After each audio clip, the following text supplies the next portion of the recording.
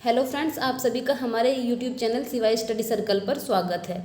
हम पढ़ रहे हैं प्राचीन इतिहास, जिसमें हमने स्टोन एज यानी पाषाण काल, हड़प्पा सभ्यता हमने डिस्कस कर ली है। हमने देखा था आज से लगभग 2300 से 1700 साल पहले सिंधु घाटी सभ्यता या हड़प्पा सभ्यता थी।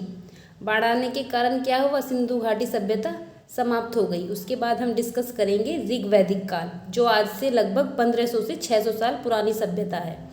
इसमें 200 साल का गैप देखा गया था सिंधु घाटी सभ्यता के बाद। 200 साल के बाद हमें एक नई सभ्यता का पता चला या एक नए काल का पता चला, जो है ऋग्वैदिक काल। इसको हम दो भागों में डिवाइड करेंगे। कौन सा?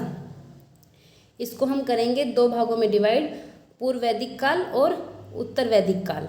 जो पूर्व वैदिक काल था उसमें हम लगभग पढ़ेंगे 1500 से 1000 साल पहले, और जो उत्तर वैदिक काल है उसमें पढ़ेंगे हम 1000 से 600 साल पहला पुराने, यानी आज से 1000 से 600 साल पहले क्या था, उत्तर वैदिक काल। अब देख लेते हैं जिस काल में वेदों की रचना हुई उस काल को क्या कहा जाता है?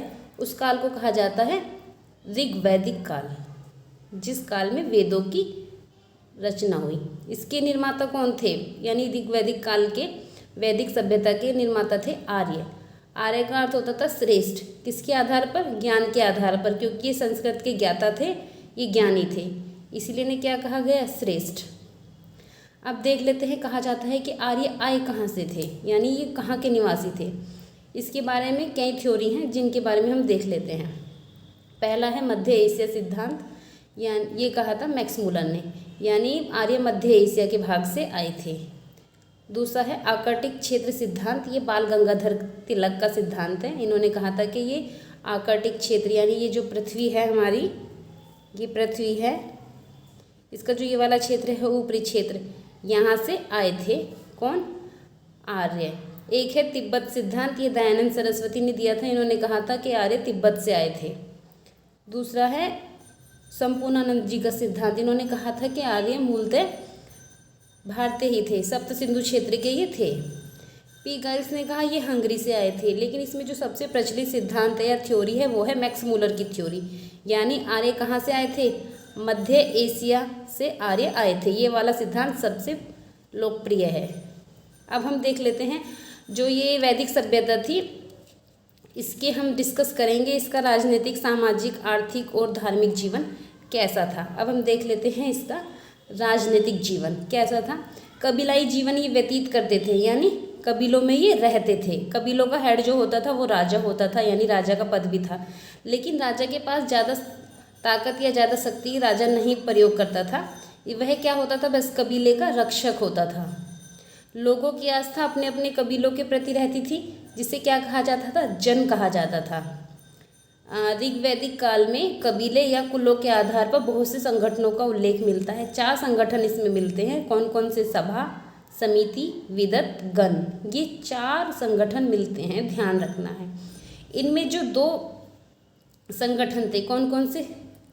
सभा और विदत, इनमें महिलाएं भाग लेती थी। इसका मतलब समझा जा सकता है कि वैदिक काल में महिलाओं की स्थिति जो थी वो काफ़ी हद तक सही थी या अच्छी थी, क्योंकि विदत और सभा में ये भाग लेती थी, यानी अपने सुझाव राजा को दिया करती थी। जो सभा थी वो कुलीन लोगों की सभा थी, और जो समिति थी उसमें आम लोगों की सभा थी। दोनों ये महत्वपूर्ण थी। कौन कौन सी? सभा और समिति, दोनों बहुत महत्वपूर्ण थी। सबसे अधिक जो महत्वपूर्ण अधिकारी होता था वो होता था पुरोहित। ठीक है। अच्छा, ये जो चारों समिति थी ना, ये जो चारों संगठन थे, सभा, समिति, विदत, गण, ये राजा को अपने अपने सुझाव या अपनी अपनी जो उनके आइडिया होते थे वो राजा को देते थे। अब हम देख लेते हैं जो इसमें सबसे महत्वपूर्ण अधिकारी होता था वो होता था पुरोहित। 2 पुरोहित हुए हैं जो बहुत महान हैं, महर्षि वशिष्ठ और महर्षि विश्वामित्र। जो ये विश्वामित्र थे, इन्होंने ही गायत्री मंत्र की रचना की थी। क्यों की थी? क्योंकि ये लोगों को आर्य बनाना चाहते थे, यानी श्रेष्ठ बनाना चाहते थे ये लोगों को, इसलिए इन्होंने क्या किया? गायत्री मंत्र की रचना की। और सेना यहाँ पर नियमित नहीं थी, क्योंकि ज़्यादा युद्ध होते नहीं थे, तो सेना राजा की नियमित नहीं थी, राजा नाम मात्र के लिए ही था। अब देख लेते हैं हम इनका सामाजिक जीवन। सामाजिक जीवन क्या था? यहाँ पर वन व्यवस्था शुरू हो गई थी, यानी यहाँ पर जातियाँ या वन यहाँ पर जाति या वर्ण की यहाँ पर शुरुआत हो चुकी थी। कर्म के आधार पर जाति में विभाजित है, इसका उल्लेख मिलता है ऋग्वेद के 9वें मंडल में। ठीक है, इसकी जानकारी मिलती है कर्म के आधार पर जाति में जो विभाजित है 9वें मंडल में। और जो 10वां मंडल है, इसमें जो जानकारी मिलती है 10वें मंडल में, ये मिलती है कि क्षत्रिय, ब्राह्मण और वैश्य और शूद्र, ये सभी ब्राह्मणों से उत्पत्ति हुई है। इसकी जानकारी मिलती है 10वें मंडल से, कि जो चार जाति थी, क्षत्रिय, ब्राह्मण, वैश्य और शूद्र, इनकी उत्पत्ति हुई है ब्राह्मण से। दास प्रथा का यहाँ पर वर्णन मिलता था। समाज की सबसे छोटी इकाई थी परिवार, और परिवार का जो मुखिया होता था वो होता था कुलपति। महिलाओं की स्थिति अच्छी थी, हमने देख लिया था, क्योंकि ये क्या करते थे, ये सभा और विधित में भाग लेती थी। परिवार पितृ सत्तात्मक थे।